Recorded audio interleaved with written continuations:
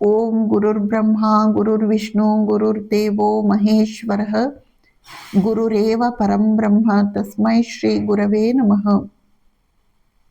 ಓಂ ಸ್ಥಾಪಕಾಯ ಚ ಧರ್ಮಸ್ಯ ಸರ್ವಧರ್ಮಸ್ವರೂಪಿಣೆ ಅವತಾರ ವರಿಷ್ಠಾಯ ರಾಮಕೃಷ್ಣಾಯ ತೇ ನಮಃ. ಪ್ರೀತಿಯ ಬಂಧುಗಳೇ, ಗಿರೀಶ್ ಚಂದ್ರ ಘೋಷ್ ಓರ್ವ ಶ್ರೇಷ್ಠ ಮಟ್ಟದ ಲೇಖಕ, ಕವಿ, ಬರಹಗಾರ, ನಾಟಕ ನಿರ್ದೇಶಕ ಮತ್ತು ನಟ ಆಗಿದ್ದ. ಜೀವನದ ವಿವಿಧ ಮುಖಗಳ ಪರಿಚಯ ಅವನಿಗೆ ಬಹಳ ಚೆನ್ನಾಗಿ ಇತ್ತು. ತಾನು ಅನುಭವಿಸಿದ್ದನ್ನೇ ಅವನು ತನ್ನ ಎಲ್ಲ ನಾಟಕಗಳಲ್ಲಿ ವ್ಯಕ್ತಪಡಿಸಿದ್ದರಿಂದ ಆ ನಾಟಕಗಳಲ್ಲಿ ಒಂದು ಹೊಸ ಜೀವಂತಿಕೆ ಇದ್ದಿತು.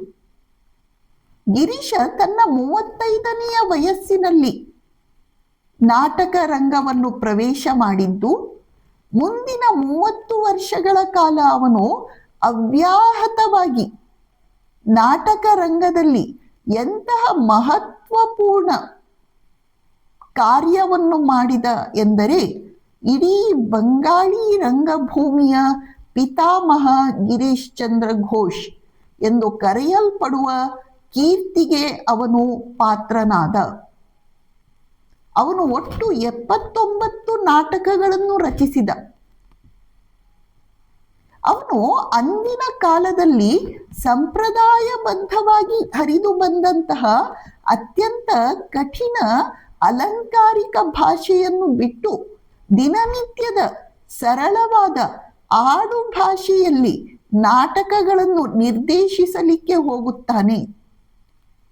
ಅಲ್ಲದೆ ನಾಟಕದ ಪ್ರತಿಯೊಂದು ಪಾತ್ರಗಳನ್ನು ನಿರ್ವಹಿಸುವವರು ಅದನ್ನು ಜೀವಂತವಾಗಿ ಭಾವ ತುಂಬಿ ಅಭಿನಯಿಸುವುದು ಹೇಗೆ ಎಂಬುದನ್ನು ಸ್ವತಃ ತಾನು ಎಲ್ಲರಿಗೂ ಕಲಿಸಿಕೊಡುತ್ತಾನೆ.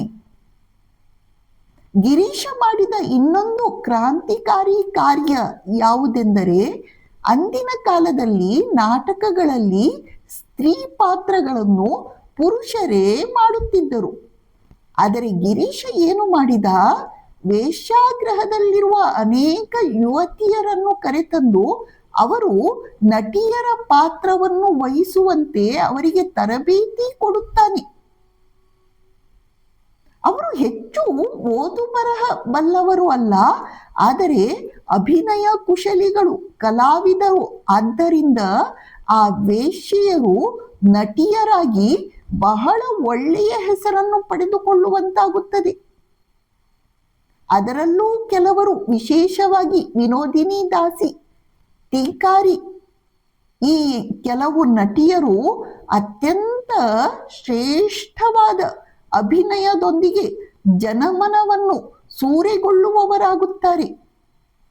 ಹೀಗೆ ಗಿರೀಶ ದಾರಿ ತಪ್ಪಿದ ಹೆಣ್ಣು ಮಕ್ಕಳಿಗೆ ಅವರ ಪ್ರತಿಭೆಯನ್ನು ಬಳಸಿಕೊಳ್ಳುವುದರ ಮೂಲಕ ಜೀವನದಲ್ಲಿ ಮೇಲೆ ಬರುವ ಉಪಾಯವನ್ನು ತೋರಿಸಿಕೊಟ್ಟ. ಅಷ್ಟೇ ಅಲ್ಲ, ಆ ಎಲ್ಲ ನಟಿಯರು ಶ್ರೀರಾಮಕೃಷ್ಣರ ಸಂಪರ್ಕಕ್ಕೆ ಬಂದು ತಮ್ಮ ಪಾಪಗಳನ್ನು ಕಳೆದುಕೊಂಡು ಉತ್ತಮ ವ್ಯಕ್ತಿಗಳಾಗುವಂತೆ, ಜೀವನದಲ್ಲಿ ಶಾಂತಿ ಸಮಾಧಾನವನ್ನು ಪಡೆಯುವಂತೆ ಮಾಡಿದ ಶ್ರೇಯಸ್ಸು ಗಿರೀಶ್ ಚಂದ್ರ ಘೋಷನದು.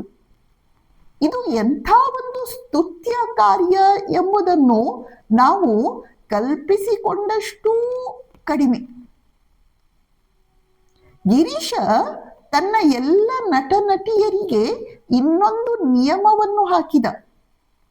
ಪ್ರತಿಯೊಂದು ನಾಟಕ ಪ್ರಾರಂಭವಾಗುವುದಕ್ಕೆ ಮೊದಲು ಅವರೆಲ್ಲರೂ ಶ್ರೀರಾಮಕೃಷ್ಣರ ಭಾವಚಿತ್ರಕ್ಕೆ ಬಗ್ಗಿ ನಮಸ್ಕಾರ ಮಾಡಿ ಆಮೇಲೆಯೇ ವೇದಿಕೆಯನ್ನು ಪ್ರವೇಶಿಸುವಂಥದ್ದು. ಗಿರೀಶ ಹಾಕಿಕೊಟ್ಟಂತಹ ಈ ಪದ್ಧತಿ ಇವತ್ತಿಗೂ ಕೂಡ ಹಾಗೆಯೇ ಮುಂದುವರಿದುಕೊಂಡು ಬಂದಿದೆ. ಸ್ಟಾರ್ ಥಿಯೇಟರ್, ಮಿನರ್ವಾ ಥಿಯೇಟರ್, ಇನ್ನು ಹಲವಾರು ಥಿಯೇಟರುಗಳಲ್ಲಿ ಗಿರೀಶ ನೀಡಿದಂತಹ ನಾಟಕ ಪ್ರದರ್ಶನಗಳು ಒಂದಕ್ಕಿಂತ ಒಂದು ಅದ್ಭುತ ಯಶಸ್ಸನ್ನು ಪಡೆಯುವಂತಾದವು. ಹೀಗೆ ಬಂಗಾಳಿ ರಂಗಭೂಮಿಯಲ್ಲಿ ಅಚ್ಚಳಿಯದ ಗುರುತನ್ನು ಬಿಟ್ಟು ಹೋದಂತಹ ಗಿರೀಶನ ಜೀವನದ ಮೇಲೆ ಶ್ರೀರಾಮಕೃಷ್ಣರದು ಅಚ್ಚಳಿಯದ ಪ್ರಭಾವ ಆಗಿತ್ತು. ಗಿರೀಶ ತನ್ನ ಹೆಚ್ಚಿನ ಸಮಯವನ್ನು ಶ್ರೀರಾಮಕೃಷ್ಣರ ಚಿಂತನೆಯಲ್ಲಿ, ಶ್ರೀರಾಮಕೃಷ್ಣರ ವಿಷಯವನ್ನು ಭಕ್ತರ, ಶಿಷ್ಯರ, ಅಭಿಮಾನಿಗಳ ಜೊತೆಯಲ್ಲಿ ಮಾತನಾಡುವುದರಲ್ಲಿ ಕಳೆಯುತ್ತಿದ್ದ.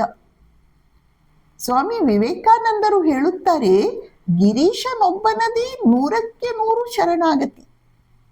ಅಂತಹ ಶರಣಾಗತಿಯನ್ನು ನಾನು ಎಲ್ಲೂ ನೋಡಿಲ್ಲ. ನಾನು ಗಿರೀಶನನ್ನು ನೋಡಿ ಶರಣಾಗತಿಯ ಪಾಠಗಳನ್ನು ಕಲಿತಿದ್ದೇನೆ. ಸ್ವಾಮಿ ವಿವೇಕಾನಂದರಿಗೆ ಗಿರೀಶನೆಂದರೆ ಅಚ್ಚುಮೆಚ್ಚು. ಕೆಲವೊಮ್ಮೆ ಅವರು ಹೇಳುತ್ತಿದ್ದರು, come let us go to Girish and have some false talk. ಹಾಗೆಂದ್ರೆ ಬನ್ನಿ ನಾವು ಗಿರೀಶ್ ಘೋಷ್ನ ಮನೆಗೆ ಹೋಗೋಣ, ಅವನ ಹತ್ರ ಒಂದಿಷ್ಟು ಮಾತುಕತೆ ಆಡೋಣ. ಏನು ಮಾತುಕತೆ ಅಂದರೆ, ಸ್ವಾಮಿ ವಿವೇಕಾನಂದರು ಬೇಕಂತಲೇ ಶ್ರೀರಾಮಕೃಷ್ಣರನ್ನು ಟೀಕಿಸಿ ಕೆಲವು ಮಾತುಗಳನ್ನು ಹೇಳುತ್ತಿದ್ದರು. ಅದನ್ನು ವಿರೋಧಿಸಿ ಗಿರೀಶ ಎಷ್ಟು ರಭಸಪೂರ್ಣವಾಗಿ ಶ್ರದ್ಧಾಭಕ್ತಿಯಿಂದ ಕೂಡಿ ಮಾತನಾಡುತ್ತಿದ್ದ ಅಂದರೆ ಅಲ್ಲೊಂದು ದಿವ್ಯವಾದ ಆಧ್ಯಾತ್ಮಿಕ ವಾತಾವರಣ ನಿರ್ಮಾಣಗೊಂಡು ಬಿಡುತ್ತಿತ್ತು. ಇಂತಹ ಮಾತುಕತೆಗಳಲ್ಲಿ ಸ್ವಾಮಿ ವಿವೇಕಾನಂದರಿಗೆ ಮತ್ತು ಇತರ ಭಕ್ತರಿಗೆ ಅತ್ಯಂತ ಪ್ರೀತಿ. ಹೀಗೆ ಗಿರೀಶ ಶ್ರೀರಾಮಕೃಷ್ಣರ ಸಂಪರ್ಕದಿಂದ ತನ್ನ ಜೀವನವನ್ನು ಬದಲಾಯಿಸಿಕೊಂಡು ಎಷ್ಟರ ಮಟ್ಟಿಗೆ ಸಂತ ಪುರುಷನಾದ ಎಂದರೆ ಅವನು ಸಜ್ಜನರ ಪ್ರೀತಿಗೆ ಪಾತ್ರನಾದ ವ್ಯಕ್ತಿಯಾಗುತ್ತಾನೆ. ಗಿರೀಶ ತನ್ನ ವೃದ್ಧಾಪ್ಯದಲ್ಲಿ ಹಲವು ಅನಾರೋಗ್ಯದ ತೊಂದರೆಗಳ ನಡುವೆಯೂ ಶಿವರಾತ್ರಿಯನ್ನು ತಪ್ಪದೇ ಉಪವಾಸದಲ್ಲಿ ಕಳೆಯುತ್ತಿದ್ದ. ಕೆಲವು ಭಕ್ತರು, ನೀವು ಯಾಕೆ ಶಿವರಾತ್ರಿ ಉಪವಾಸವನ್ನು ಮಾಡುತ್ತೀರಿ, ಅದು ವೃದ್ಧಾಪ್ಯದಲ್ಲಿ ಅನಾರೋಗ್ಯದಿಂದ ತೊಂದರೆ ಪಡುತ್ತಿರುವಾಗ? ಬೇಡ ಎಂದು ಹೇಳಿದಾಗ ಗಿರೀಶ ಇಲ್ಲ, ಮಾಡಬೇಕು ಎಂದು ಹೇಳುತ್ತಾನೆ. ಏಕೆ, ನಿಮಗೆ ಅದರಿಂದ ಏನು ಸಿಗುತ್ತದೆ ಎಂದು ಭಕ್ತರು ಕೇಳಿದಾಗ ಗಿರೀಶ ಹೇಳುತ್ತಾನೆ, ನನಗೆ ಅದರಿಂದ ದರ್ಶನ ಆಗುತ್ತದೆ. ದರ್ಶನ? ಯಾರ ದರ್ಶನ? ಶಿವನ ದರ್ಶನನ, ಶ್ರೀರಾಮಕೃಷ್ಣರ ದರ್ಶನ? ಗಿರೀಶ ಹೇಳುತ್ತಾನೆ, ಗುರುವಿನ ದರ್ಶನ ಆಗುತ್ತದೆ. ಹೀಗೆ ಗಿರೀಶ ಪರಿಪಾಕಗೊಂಡ ಚೇತನ. ಗಿರೀಶನಿಗೆ ಅಂತಿಮ ವರ್ಷಗಳಲ್ಲಿ ಅಸ್ತಮಾ ತೊಂದರೆಯಾಗುತ್ತದೆ. ಆದರೆ ಅವನು ಹೇಳುತ್ತಿದ್ದ, ಇದರಿಂದ ಒಳ್ಳೆಯದೇ ಆಯಿತು, ಇದರಿಂದ ಶ್ರೀರಾಮಕೃಷ್ಣರ ಸ್ಮರಣೆಯನ್ನು ಹೆಚ್ಚು ಮಾಡಲಿಕ್ಕೆ ಅವಕಾಶ ಆಗುತ್ತದೆ. ಅವನು ಹೇಳುತ್ತಿದ್ದ, ನಾನು ಈಗ ಬೇಕಿದ್ರೆ ಈ ಕಾಯಿಲೆಯನ್ನು ಅಂದರೆ ಅಸ್ತಮಾ ತೊಂದರೆಯನ್ನು ಸರಿಪಡಿಸಿಕೊಂಡು ಬಿಡಬಲ್ಲೆ. ನಾನು ಏನಾದರೂ ದಕ್ಷಿಣೇಶ್ವರಕ್ಕೆ ಹೋಗಿ ಪಂಚವಟಿಯ ನೆಲದಲ್ಲಿ ಹೊರಳಾಡಿದ್ರೆ, ಶ್ರೀರಾಮಕೃಷ್ಣರನ್ನು ಹೃತ್ಪೂರ್ವಕವಾಗಿ ಕೇಳಿಕೊಂಡರೆ ಈ ಕಾಯಿಲೆ ವಾಸಿಯಾಗಿ ಹೋಗುತ್ತದೆ. ಆದರೆ ಬೇಡ, ರಾಮಕೃಷ್ಣರ ಇಚ್ಛೆ ಇದು ಯಾವುದೋ ಒಳ್ಳೆಯದಕ್ಕಾಗಿಯೇ ಇದೆ ಎಂದು ಗಿರೀಶ ಹೇಳುತ್ತಾನೆ. ಒಮ್ಮೆ ಗಿರೀಶ ತನ್ನ ಅಂತಿಮ ದಿನಗಳಲ್ಲಿ, ಮುಂದೆ ನಾನು ತೀರಿಕೊಂಡ ಮೇಲೆ ನನ್ನ ಗತಿ ಏನಾಗುತ್ತದೆ ಎಂದು ಯೋಚನಾಮಗ್ನನಾಗಿದ್ದ. ಅಷ್ಟು ಹೊತ್ತಿಗೆ ಮಾಸ್ಟರ್ ಮಹಾಶಯ ಬರುತ್ತಾರೆ. ಮಾಸ್ಟರ್ನ ಜೊತೆ ಮಾತನಾಡುತ್ತಾ ಗಿರೀಶ ಹೇಳುತ್ತಾನೆ, ಮಾಸ್ಟರ್ ಮಹಾಶಯ, ನೀವು ನನ್ನನ್ನು ಚಪ್ಪಲಿಯಿಂದ ಚೆನ್ನಾಗಿ ಹೊಡಿರಿ. ಯಾಕೆ ಯಾಕೆ? ಅವನು ಹೇಳುತ್ತಾನೆ, ಯಾಕಂದ್ರೆ ಶ್ರೀರಾಮಕೃಷ್ಣರು ನನ್ನ ಹೃದಯದಲ್ಲಿಯೇ ನೆಲೆಸಿದ್ದಾರೆ. ಆದರೂ ನಾನು ಎಂತಹ ಮೂರ್ಖ, ಎಂತಹ ವಿಶ್ವಾಸಹೀನ. ನಾನು ತೀರಿಕೊಂಡ ಮೇಲೆ ನನ್ನ ಗತಿ ಏನಾಗುತ್ತದೆ ಎಂದು ಬೇರೆ ಚಿಂತೆ ಮಾಡುತ್ತಿದ್ದೇನಲ್ಲ. ನನಗೆ ರಾಮಕೃಷ್ಣರಲ್ಲಿ ಅಷ್ಟು ನಂಬಿಕೆ ಇಲ್ಲವಲ್ಲ. ಆದ್ದರಿಂದ ನೀವು ನನ್ನನ್ನು ಚಪ್ಪಲಿಯಿಂದ ಹೊಡೆಯಿರಿ ಎಂದು ಗಿರೀಶ ಹೇಳುತ್ತಾನೆ. ಹೀಗೆ ಗಿರೀಶನ ದೇಹ, ಮನ, ಪ್ರಾಣ, ಬುದ್ಧಿಗಳು ಶ್ರೀರಾಮಕೃಷ್ಣರಲ್ಲಿಯೇ ಲೀನವಾಗಿದ್ದವು.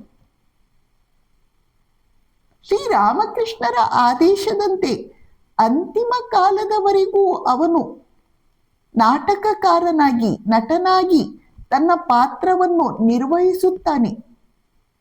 ಕೊನೆಗೆ 1912 ಫೆಬ್ರವರಿ ತಿಂಗಳಿನಲ್ಲಿ 1912 ಫೆಬ್ರವರಿ ತಿಂಗಳಿನಲ್ಲಿ ಗಿರೀಶ ಶ್ರೀರಾಮಕೃಷ್ಣರ ಸ್ಮರಣೆಯನ್ನು ಮಾಡುತ್ತಾ ಶ್ರೀರಾಮಕೃಷ್ಣರ ಪಾದವನ್ನು ಸೇರುತ್ತಾನೆ. ಶ್ರೀರಾಮಕೃಷ್ಣರ ಗೃಹಸ್ಥ ಭಕ್ತರ ಪೈಕಿ ಗಿರೀಶನ ಪಾತ್ರ ಅತ್ಯಂತ ವಿಶೇಷವಾದದ್ದು. ಓಂ ಶಾಂತಿ ಶಾಂತಿ ಶಾಂತಿ. ಹರಿ ಓಂ ತತ್ಸತ್. ಶ್ರೀರಾಮಕೃಷ್ಣಾರ್ಪಣಮಸ್ತು.